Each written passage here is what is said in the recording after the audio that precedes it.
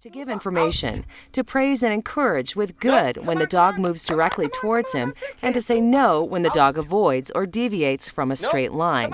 What we're trying to do is make the dog see that the game is about chase and catch. Our job is to make him realize that if he wants to chase and catch, he has to bring the toy back to restart the game.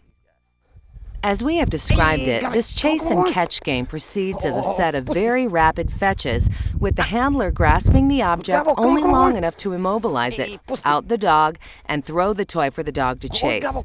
Ivan insists that early on, these retrieves all take place along the same axis. When the dog traverses a familiar route to a familiar goal, then he's more likely to focus on the exercise itself and begin traveling faster and faster and with more and more power. A set of play retrieves is often the last thing that occurs in a training session, following what is already known as the game.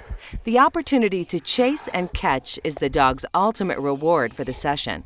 It is imperative to be clear here and offer explanation of the transition from the exercises known as the game and chase and catch. This transition consists of purely an out and a throw. This out and throw is the signal, the break in the game that begins chase and catch. Once the final out is given and the toy thrown, the exercise consists of strictly outs, throws, and encouragement from the handler. To include tugging and possessiveness in this equation is to inject the very poison that we wish to eliminate. Conversely, when transitioning from chase and catch to the game, should the handler deem it necessary, the final retrieve should include an out and then a bite, which signals the game. This bite signals to the dog that he may, again, struggle for the toy and pursue it powerfully within the confines of the rules and obligations of the game. After discussion of the issue of how to begin and end play retrieving, we must also address the question of when to end the session. How many retrieves are enough?